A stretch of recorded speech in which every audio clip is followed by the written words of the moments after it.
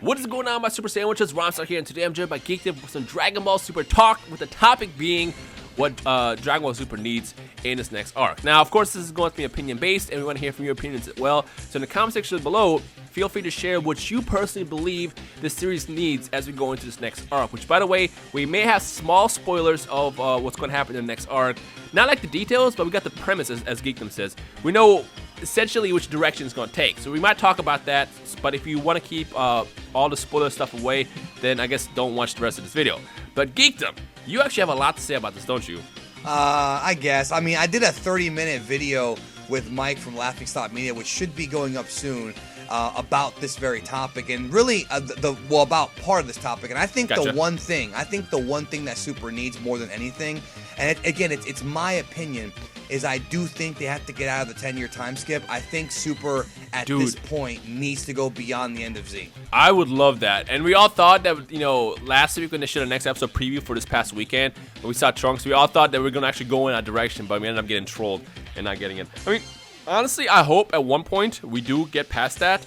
And that's obviously going to be a goal on a lot of our minds as we go into the future of the series. But specifically, honestly, what I think should happen is, and this is going to be what I'm talking about as far as spoilers. Honestly, should I say the spoiler? Yeah, I'm going to say the spoiler. Honestly, I would not be opposed if Hit kills Goku in the beginning of this arc.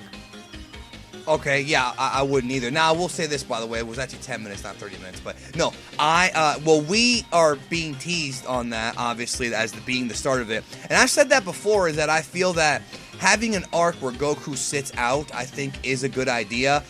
Back in DBZ, Goku did sit out for a lot of it, when Raditz killed him, or when he killed himself, whatever, and then he was training on Namek, and we got to see, like, Krillin, Gohan, we got to see them develop. If you remember the fight with the androids, Goku gets the heart virus, and then everybody else has to pitch in.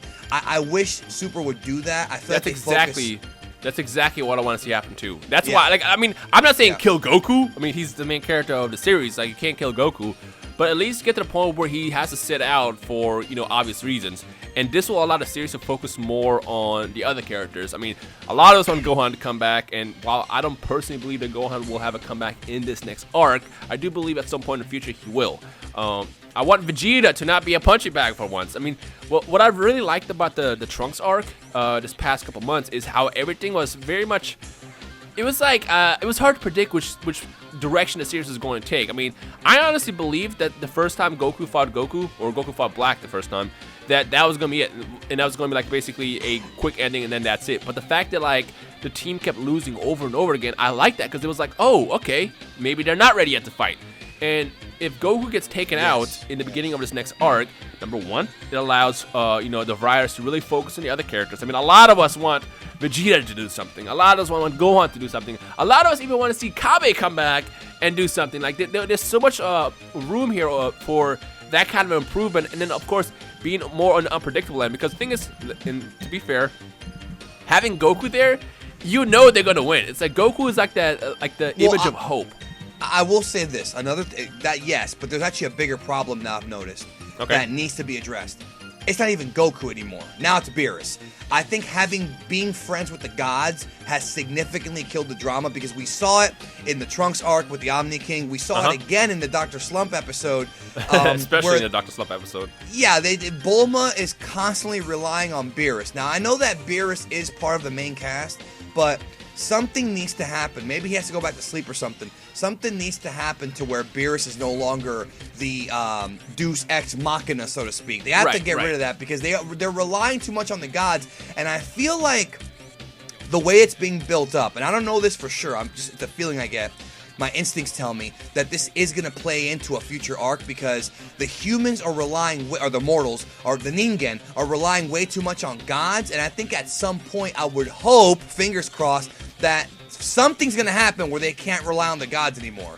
And we saw a little bit of it in the Trunks fight with Zamasu, but we need to see more of that, I think, as well. I love having Beerus around, but when you have somebody who can kill ghosts, it's like, it does kill the drama. Like, I'm cool with them having, like, fun episodes and shit. But I think Dragon Ball needs that drama. We saw a little bit of it in Trunks arc.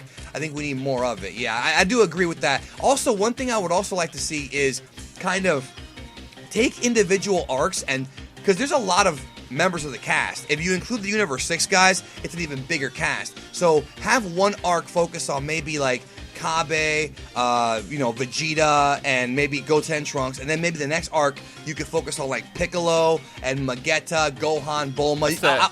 Like that Hunter Hunter style storytelling right there.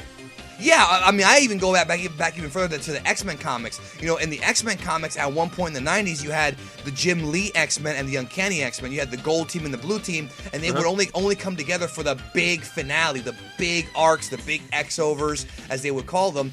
Do the same thing in Dragon Ball Super. You could even have the stories going around at the same time. I personally feel that Super, in my opinion, needs to evolve into more sophisticated storytelling. I'm not saying, I know it's a show for kids and it has to be simplified, but what I mean by that is that I want them to try new things, new kinds of storytelling. Don't make it so complex. It doesn't have to be Breaking Bad levels of great, but I mean, make it so that every episode and every arc offers something different, have some real development, and focus on some of the other characters. And this is not me saying, oh, you gotta give Gohan a god power. That's not even it. But you could have a storyline where Bulma, Gohan, and Jocko go to Vegeta's planet to repair one of the Metal Men. And then there's an evil Metal Man there. And then they have to step up. There's literally hundreds upon thousands of stories they could tell. Right. This show could go on forever with all the characters they have. You just have to utilize these characters correctly. Yeah. But I do want to point out, make a quick comment on your Beerus statement.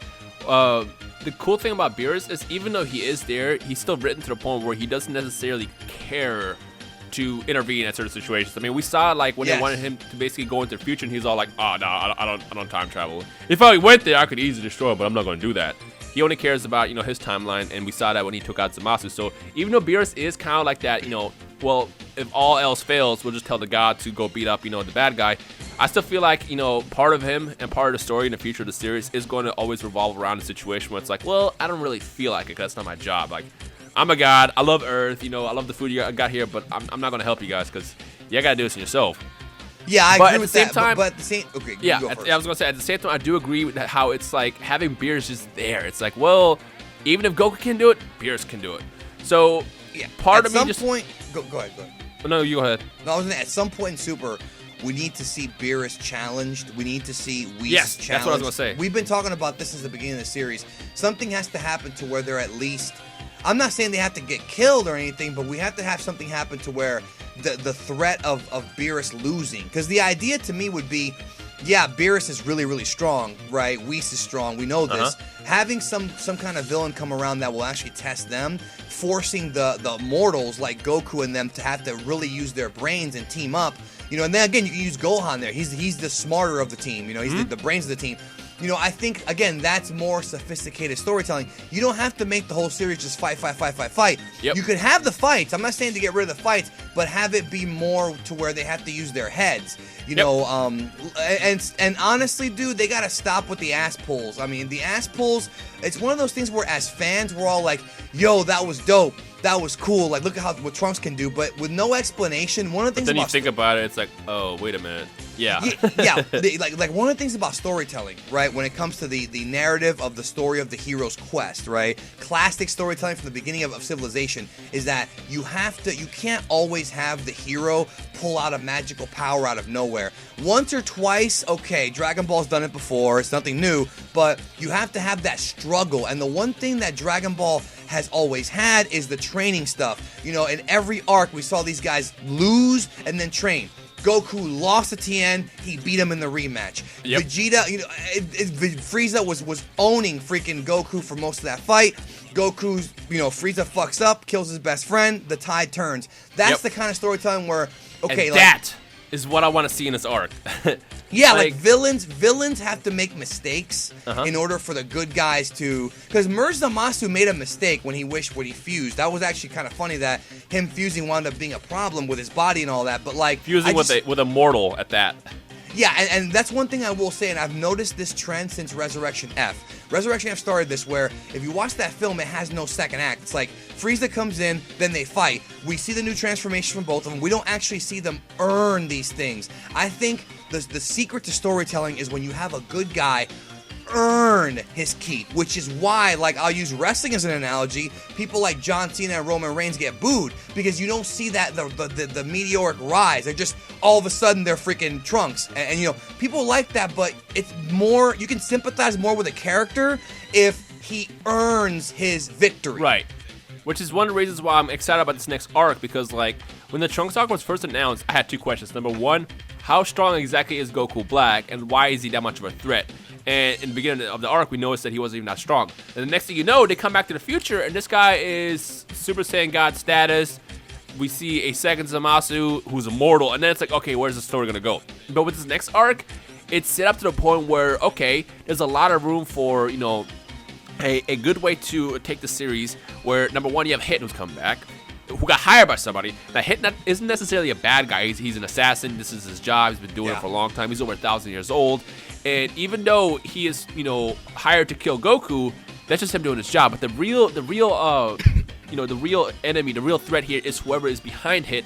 And now it's like they have to figure out how to play a game of cat and mouse, and this is how the story ends up being told. They have to play a game of cat and mouse where they have to, like, you know, avoid Hit while trying to figure out who put the hit out on Goku. And if he succeeds, now you have a different way. It's like, okay, how is the story even going to be told in the first place? Because if Goku is out for the picture for this entire arc or for an X amount of episodes, what's going to happen? And that is exactly what Super needs. They need to take the story to the point where it's like, you can't predict anything, but at the same time, you can kind of expect how it's going to go, if that makes sense. Like, because, like, nobody expected the ass pull of an ending in a Trunks arc. I mean, the thing is, as I was watching that arc, I was trying to figure out, well, Zamasu's immortal. Goku Black is basically, you know, Goku, just evil with, you know, his God Key and everything. How the hell are they going to win this? And then that's the ending that we got that was kind of like, oh, okay, well, I guess I can accept that. It was kind of depressing. I mean, that's the thing. No matter what, like, if you liked it or didn't like it, it was a sad ending for Trunks. Yeah, of course, everybody dies. I forgot all about that. That's the real ending. The point is this next arc is set up to a point where there is a lot of room to, like, really write an incredible story, and I'm hoping that's exactly the path they take as we go into this next arc, which airs on, what, episode 71, right? 71 is where it begins. Now, I did want to say one quick thing here about Toei and what's been going on, because people are confused about this, and it's kind of a major problem. We talked about it like a year ago, but sure. Toei is very overwhelmed right now with work. Now, yes, it's their fault for taking so many projects, but the animators that are there now are not the same animators that were there in the 90s, and and there's way too many projects, too much anime, too much live action stuff, so they're really stretched thin. And what I would like to see is maybe they outsource more, maybe even to the United States, or they do something, because I think the pacing in Super is a little bit jarring. Sometimes it's too fast, sometimes it's too slow, and I think if they had more breathing room, like, I would be okay if Super took like a month off. Honestly, 1 month is okay for them to rebuild themselves. I do think that the pacing is kind of weird. The animation is fine, but you only get a certain number of animators per episode, and they're only there for a short time because they have bigger projects. So I do think that is another reason why it's not like DBZ, and I do wish that would get fixed sooner than later, so that way the series can kind of flow better. From the technical and production end, that's what needs to happen with Super as a series, because honestly, I still believe that if they had Cheetah for 2 episodes, that finale where we have Vegeta would have been 2 episodes long instead of 1, because Cheetah was only there for the 1 episode, and then I'm sure he moved on to his next project, which is why they had to probably cut it short and just rush it. So that's pretty much what happened. Yeah, from the technical end, they definitely need to work on that, but as far as storytelling, this is basically what we believe should happen. So in the comment section below, we want to hear from you guys. What do you think Super needs right at this second and moment as you get this next arc? Gohan, Broly. Actually, I'm going to ask this question too. The second question is what character do you want to have a bigger focus in this next arc? Drop the name down below. So if that you want should to be have a different video. I mean, we could have a response video to that, you know, in the future after, you know, we see what the comments say in this one. But for now, let us know your thoughts on which character should be more of a focus in this next arc as opposed to just being, you know, Goku and Vegeta. So, yeah. Anyway, so if you enjoyed today's video, feel free to leave a like rating below, comment on all the good stuff, and I guess we'll see you guys in the comment section below for the community discussion and see what everybody else thinks now. So we'll see you down below. Peace.